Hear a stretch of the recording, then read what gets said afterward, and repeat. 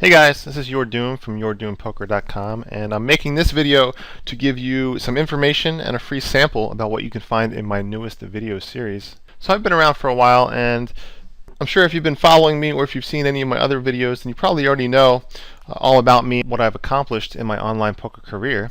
What you see up here on the screen is my last 850,000 hands, about 850,000 hands played over the years, and you can see it's in big blinds won versus hands played. And if you actually do the math here, you can see that my win rate is about 10.0 EV BBs per 100. So I've been winning at about 10.0 BBs per 100 over my last 850,000 or so hands. It's also worth noting that 93% of this volume was played at NL 600 with $3, $6 blinds, NL 600 or higher. And if you've seen my other videos, then you probably already know that in 2010 I had the #1 highest earnings of any player on PokerStars at NL2K at 1020 no limit on that site, according to PTR, and was #2 in the world on all sites at NL2K.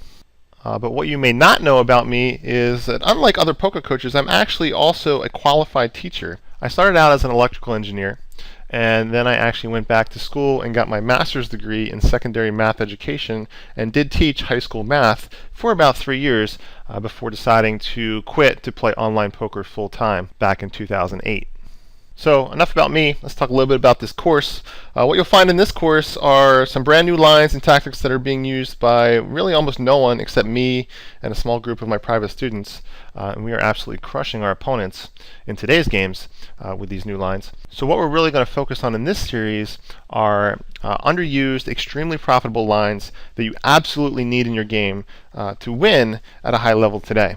This course will also show you how to become much more precise, because let's face it, I mean, poker is getting harder every single year, and if you want to win at a very high rate nowadays, you need absolute precision in your play.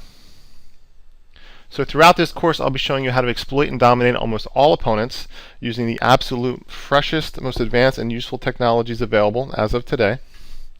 And what I mean by that is, some of you may still not be aware, but my Hold'em Manager 2 HUD package is actually regarded by some as one of the most advanced on the market today.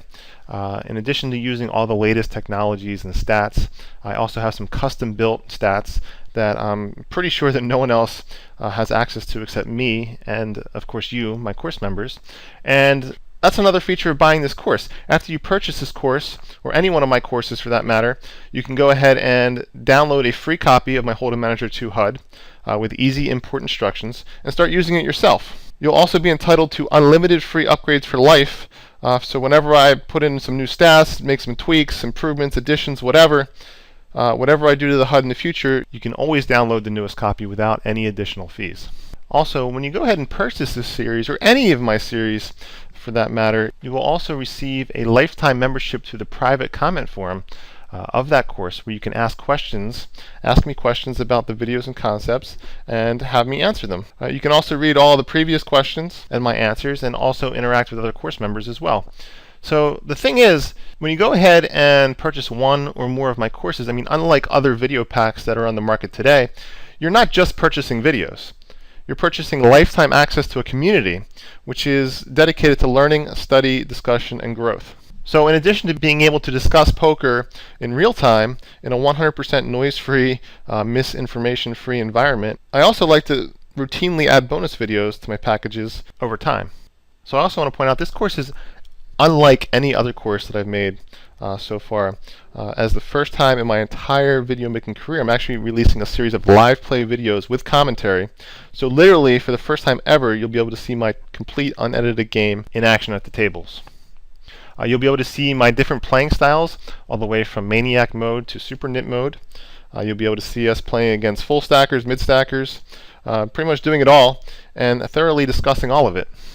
And it's worth mentioning, I really spent a lot of time on these live play videos. Unlike other coaches who make live play videos and they just play and record and just comment on the fly, I did mine completely different. Maybe I'm a little OCD about making the highest quality videos that I can possibly make and trying to give the student, you guys, the best possible experience. But the way I make a live play video is I do it in several stages. What I do is I just record raw footage with absolutely no audio, and this way I can really focus 100% on playing my A game rather than splitting my attention between playing and then talking at the exact same time. After I have that footage, I go back and I watch it. I kind of skim through it. I gather all my thoughts on key and also not so key spots. I then watch it again while adding voice commentary and occasionally actually pausing the video if I need to extend some commentary on a particular spot. And then I actually go back and watch it a third time, listening to myself, and then actually even adding additional thoughts and comments in the form of callouts. That's that little text bubbles that you see up on the screen. I mean, it is a lot of work. It's an exhausting process, but I really think it leads to the absolute best possible finalized product that I can produce. So that's really all I have to say about this course. If you'd like to see the course outline, please come to my website, YourDoomPoker.com. You can check out the course outline. You can check out testimonials on my site as well. So as promised, I'm now going to leave you with a little free sample. This is just a quick excerpt of one of the many videos that are in this course. So in this next hand, we're going to be on the button, and we're actually going to be playing in position this time versus a very hyper-aggressive 3-better.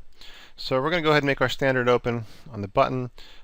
Player we're playing against a lot, we have a very aggressive dynamic with, is going to 3-bet us from the small blind, and the action is going to be back on us. So this player is 3-betting about 16-18% on average, but versus us, he's really coming after us. We estimate it's a little higher. I'm estimating, given my versus hero stats, that he's 3-betting me about 25% of the time in this position, which is really not that unusual. Some players have that aggressive of a dynamic, if not more aggressive. For me to be stealing from the button and then for every 1 out of 4 times him 3-betting me, it's really not that unusual at all. So there is actually a strategy video in my previous series on how to correctly lower your fold to 3-bet on the button and how to defend a wider range. So hopefully you've seen that. If you haven't seen that, don't worry, it's not really going to affect anything with the instruction in this hand. But regardless, I am flatting my 9-8, and I'm going to play my hand in position against an aggressive player. So first we'll just go through the hand, and then we'll look at the math behind the hand, and then we'll discuss other possibilities, other holdings, how you can use this line, how you should be using this line in this spot. So here, let's get the information first. We always need the information first. So he's 3-betting us 25%. We know that. Let's pull up his C-bet pop-up. I see here he's super aggressive. Total C-bet and 3-bet pot, 92% on the flop, 65% on the turn, 57% on the river. He's very hyper aggressive with 3-betting, with C-betting and 3-bet pot. Okay, that's good to know. I see here, well, he does have the raise flop and triple barrel bluff badge. That does not apply to this situation. He does not have this badge here, which would indicate that he 3-bets and then triple barrel bluffs. But he doesn't have the opposite badge either, meaning that he doesn't ever do that, so he's more likely in the middle. We don't really have an edge either way. He doesn't do it. He doesn't triple barrel bluff in 3-bet pot an extraordinarily high amount of times or an extraordinarily low amount of times, so he doesn't have that badge at all. So now that we have our information, let's proceed. So we defended a 9-8 against a 25% 3-betting range. Of course, he's going to C-bet. He C-bets 92% of the time. We'd be shocked if he didn't C-bet. We call. We actually turn 2-pair. He makes another aggressive barrel. I decide to jam because I now have 2-pair. And he folds. So, okay, this hand is actually pretty simple because we turn 2-pair. And if this was the end of the video, you'd be saying, well, that didn't really tell me much. Of course, we can shove 2-pair in this spot. I mean, everybody knows that. And I agree. But that's not really why I'm making this video. I'm making the video because what if you don't have 2-pair? What if we had different holdings here? What if we had just a draw? Or what if we had a weak 1-pair? That's what we're really going to look at in this spot. So, of course, I have 2-pair here. I want to shove to protect my hand. I mean, he could have picked up a really high number of draws in this spot. We are also getting value from aces, kings, ace, queen, king, queen. He's not going to be folding in this spot. Any ace of hearts, we don't want to give a free river card to. So of course we're going to jam 2-pair in this spot. But what if you had a different holding? What if you had ace of hearts, jack of clubs in this spot, and you were floating the flop and picked up this turn? How many of you would go ahead and just jam all your money in on this turn in this spot? How many of you would do that instead of calling? So that's what we're going to look at next. So first, let's look at the math on exactly how wide this player is with this 3-bet percentage, with these flop and turn c-bet stats. How wide is this player really, and how frequently is he ever going to be able to call a turn shove in this spot? From assuming he sees you as not a maniac bluffer, how often is he really going to be able to call this turn shove, given these characteristics? That's what we're going to have to look at first. So first, I have what I consider to be a normal polarized 25% 3-betting range. I mean, we have his value-ish hands up here. If he even is 3-betting ace, jack, and king, queen. He probably is if he's 3-betting that wide. We have, maybe this player is 3-betting all pocket pairs because he's just one of those guys who does that. A lot of players love the 3-bet weak aces, maybe even weak kings. So I gave him a reasonable polarized range. It could be a representation of a 25% 3-bet range. So assuming he's starting with a 25% range, assuming he's c-betting then 92% of that on the flop, and then he's betting an average of 65% on the turn. So generally when he 3-bets, gets flatted, and then double barrels, he still has about a 15% hand range. So he's made a very large investment here with his 3-bet preflop, his flop c-bet, and now his turn c-bet, with 15% of all starting hands, which is about 199 combos. He has about 199 hand combinations at this point. So just to be clear, I mean, he has now voluntarily put in $835 into the pot, which is about 42 big blinds, almost half a stack. 42 big blinds in his pot with 199 combinations on average of starting hands. So next let's look at, if you shove all in, if I was to just jam all in over this turn barrel, I mean, how many hands can he call my shove with? And this is what I came up with. If he just has a naked flush draw, for example, if he just has an ace of hearts with no other draws, I mean, he has to fold. He doesn't have proper odds to call at that point. So, I mean, this is like, he has obviously his premium range. I mean, if you forget what the board is, here it is. Queen of hearts, 9 of spades, 7 of hearts, the 8 of hearts is on the turn. Here's our cards in this scenario. If he made a straight, he's going to call. If he has sets or over pairs, he's going to call any queen. Any top pair, he's going to call. These are weighted down to 25%, which means if he made a flush on the turn with his ace x suited or king x suited, he's going to call. But I really don't know what else he can call with him. If he has pocket sixes on this board, how can he call a shove at this point? I mean, he put in 42 big blinds. Is he going to call an additional 58 big blinds with just pocket sixes? I think most players are folding that spot. Even with pocket tens, I mean, if he did double barrel with pocket tens, can he really just call shove? I mean, he could be drawing dead to a flush already. So let's review. I mean, if he's in this spot, he's now invested 42 big blinds with 199 hand combinations. He's very, very aggressive pre-flop, on the flop, and on the turn. He has 199 hand combinations, and he can only call shove with what I determined to be 59 hand combinations. That means he can only call shove here 29.6% of the time. Let's round that up. Let's say 30% of the time in this spot he can call shove. That means he's putting in, regardless of what your hand is. I mean, obviously when we have two pair, I mean, we actually beat some of this range still, and we even have outs if we don't have the best hand. I mean, he's calling with like all these hands up here. I mean, two pair already beats those. So that we're not discussing like how to play the two pair hand anymore, but now we're discussing the fact that when he makes his play in this spot, if you shove all in, even if your cards fell on the floor, even if you didn't have cards, let's say your cards fell on the floor and got eaten by a dog, okay, you can still shove all in for plus EV. I mean, you have to look at the math. But the point is, if you jam all in, I mean, you're going to win his 42 big blinds. He's going to fold 70% of the time in this spot because he's way too aggressive, and he doesn't have the firepower. He doesn't have the holdings to be able to call shove in this spot. So 70% of the time, you're taking his 42 big blinds. If he does call 30% of the time, most of the times we make this play, I mean, we're not going to be jamming turn with air. I mean, I'm using that as an extreme example, not actually having cards. It's not a general play we're going to make, but we're going to look at, well, what if we do have some kind of draw, some kind of combo draw? Let's say, for example, we have ace of hearts, jack of clubs. I think a lot of players wouldn't be comfortable before seeing this video. They would not be comfortable just jamming in that spot, but you absolutely should be now.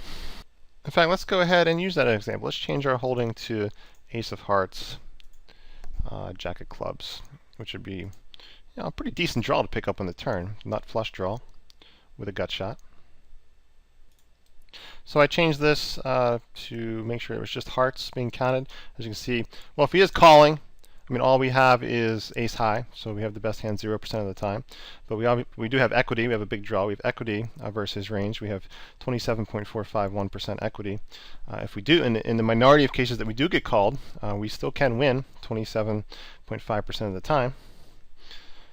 So what does that mean math-wise? Well, to summarize, 70% of the time he's folding, and we're going to win 42 big blinds. 30% of the time he's calling, and we're beat, but we have a draw 30% of the time.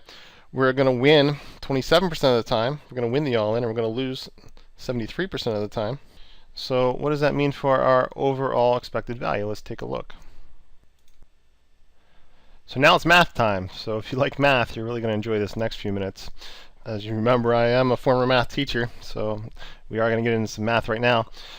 So you did hear me say that, well, 42 big blinds, we're going to win 42 big blinds from his stack. That is going to be our overall hand profit. But given that there's already dead money in the pot, including our own, just looking at this one play in a vacuum, what is our expected value to go ahead and shove turn? So actually, if you remember, there was 1225 in the pot, which was the dead money plus his turn bet. It was a very big pot, $1,225. So it's 61.25 big blinds. We're doing all this in big blinds. If he is folding 70% of the time, we're going to win a pretty nice chunk right there, 70% of the time. And then we have to compare that to the 30% of the time we actually get called. And if you remember, we have our 27.5% equity, in which case, in the times we get called, we will win 27.5% of the time, and we will profit 119 big blinds in this one play, given the dead money that's already in the pot. And if we get called and we lose, we're risking an additional 82 big blinds from our stack. We've only put in 18 big blinds at this point, so we're jamming in another 82 big blinds from our stack, and we're going to lose here 72.5% of the time. So you do all this math, and you see that, well, if you click the fold button at this point versus this player with your ace high, nut flush draw, I mean, that would be 0 EV. But if you go ahead and jam, and he is folding 70% of the time, you can see that we have plus 34.9, we'll call it 35 big blinds of expected value to make this shove. So this should really jump out at you and illustrate how powerful of a play this is.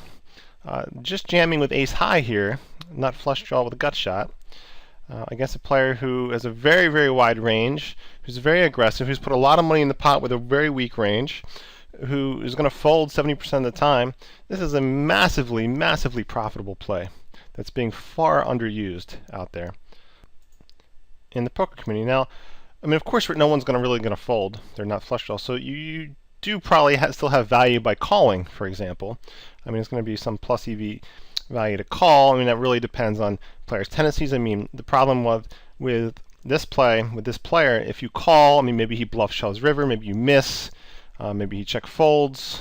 So it's really player dependent as to what the best play is. I'm just showing you the value of making this turn shove is going to be massively in your favor. So I also said earlier in the video, well, even if we had no cards at all, our cards got eaten by a dog. He doesn't know that, of course. What if we have 0 equity? What if we have no cards, we have air, we have like 4 deuce offsuit, we can't possibly win when we're called, we have no outs, and we jam anyway? Well, against this particular player, who is, well, remember, we're doing a pretty extreme example. I mean, he has 25% starting range, he barrels 92%, he barrels a turn a lot as well. Against this player, if you had no cards, you had no equity, and you jammed,